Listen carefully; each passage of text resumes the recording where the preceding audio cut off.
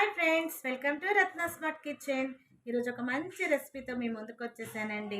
మన కూరగాయల్లో రాజైన మహారాజైన వంకాయతో గుత్తి వంకాయ కర్రీ చేసి చూపిస్తున్నాను. చాలా ఎమ్మీగా, కమ్మగా, రుచిగా, కారంగా, పుల్లగా చాలా బాగుంటుంది.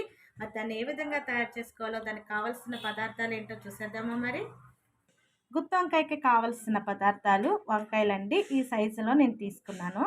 వీటిని ఒక హాఫ్ కేజీ వంకాయలు మటుకు తీసుకున్నాను. హాఫ్ కేజీ వంకాయకి ఒక 4 మీడియం సైజు ఆనియన్స్, ఒక 4 చిల్లీస్ అండ్ 3 టమాటాస్ తీసుకున్నాను. తర్వాత పసుపు, కారం, ఉప్పు, చింతపండు అనేది నేను నానబెట్టుకున్నానండి. దీంట్లోకి చింతపండు అనేది వేయాలి. తర్వాత అల్లం, వెల్లుల్లిపాయలు, కొత్తిమీర, కరివేపాకు, మెయిన్ మసాలా అనేది మీకు చూపిస్తున్నానండి. ఇందులోని కొబ్బరి, నువ్వులు, జీడిపప్పు, గసగసాలు, ధనియాలు, జీలకర్ర అండ్ చెక్క, లవంగ, మొగ్గ వేశాను.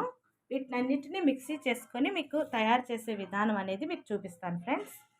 వంకాయలను తీసుకొని వీటిని 4 భాగాలుగా చివరి వరకు కాకుండా మధ్య వరకు ఇలా కట్ చేసుకోవాలి. మధ్యలో ఇలా పుచ్చులు ఉన్నాయో లేదో అంటూ కూడా మనం చూసుకోవాలి ఫ్రెండ్స్. ఇలా కట్ చేసుకొని ఉప్పు నీళ్ళల్లో మాత్రం వేసి పెట్టుకోవాలి. వీటిని ముందుగా కడాయి పెట్టుకొని స్టవ్ ఆన్ చేసుకోవాలి. స్టవ్ ఆన్ చేసుకున్న తర్వాత మనం ముందుగా తీసుకున్న జీడిపప్పు, ఈ ధనియాలు, జీలకర్ర ఆల్రెడీ నేను వేయించి పెట్టుకున్నానండి.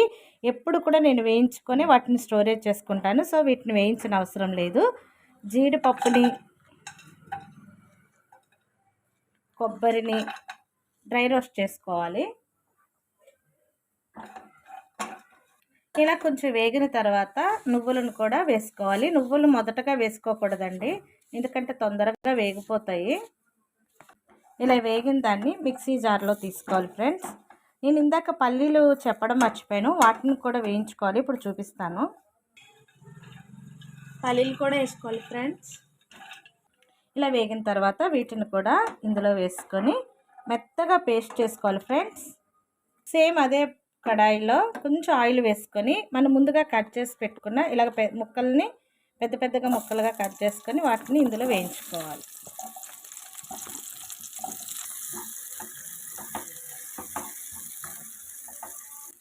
ఇలా వేగిన తర్వాత వీటిని కూడా తీసుకొని చల్లార్చుకొని మిక్సీ చేసుకోవాలి.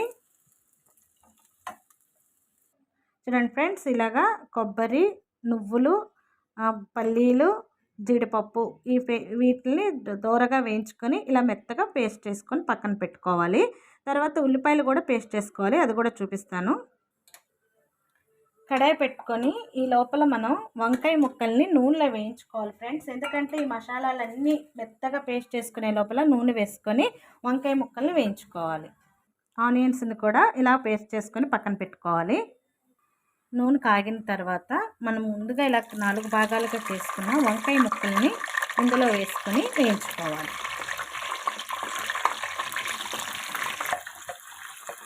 ఇందులోనే కొంచెం పసుపు, కొంచెం ఉప్పు అనేది వేసుకోవాలి. ఎందుకంటే ఇవి చేదు అనేది రాకుండా ఉంటాయి. అలా వేసి వేయించుకోవడం వల్ల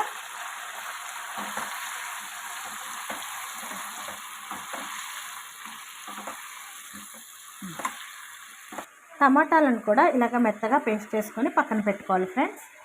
ఇలా వేయించుకున్న తర్వాత వీటిని తీసి పక్కన పెట్టేసుకోవాలి.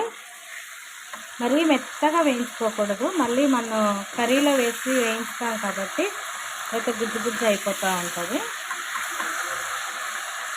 ఇలా కొంచెం ఆవాలు వేసుకొని ఆవాలు చిటపటన్న తర్వాత ముందుగా మనం పేస్ట్ చేసి పెట్టుకున్న ఆనియన్ పేస్ట్ని ఇందులో వేసేసుకోవాలి.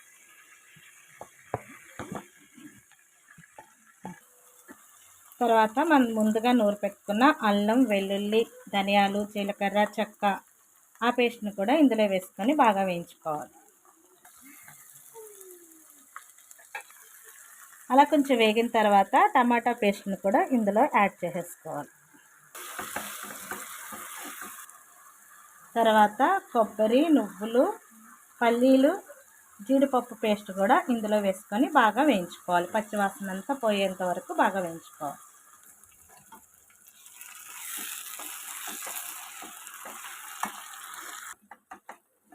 చూడండి ఫ్రెండ్స్, మసాలా అంతా కూడా నూనెలో బాగా మగ్గించుకోవాలి. అలా మగ్గించుకుంటేనే పచ్చివాసన అనేది రాకుండా బాగుంటుంది. మూత పెట్టుకొని ఒక 2-3 నిమిషాలు మగ్గించుకుందాం. తర్వాత సాల్ట్,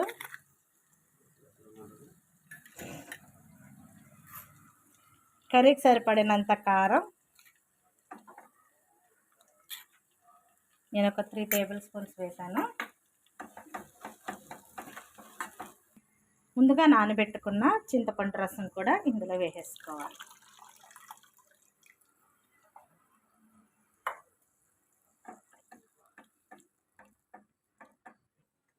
చూడండి ఫ్రెండ్స్, వేసిన కారం సరిపోక మళ్ళీ వేస్తున్నాను. మీరు తినే టేస్ట్ని బట్టి కారం అనేది అడ్జస్ట్ చేసుకోండి. చింతపండు రసం వేసిన తర్వాత ఇలా కొంచెం మగ్గించుకున్న తర్వాత ముందుగా మనం వేయించి పెట్టుకున్న వంకాయ ముక్కలు కూడా ఇందులో యాడ్ చేసేసుకోవాలి అన్నమాట. ఇందులో పచ్చిమిర్చి, కరివేపాకు, కొంచెం కొత్తిమీర వేసుకొని బాగా కలుపుకొని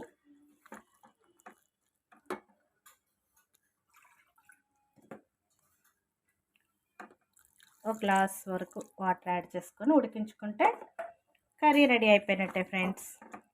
ఇది బగారా రైస్లోకి, చపాతీలోకి, రైస్లోకి చాలా బాగుంటుంది.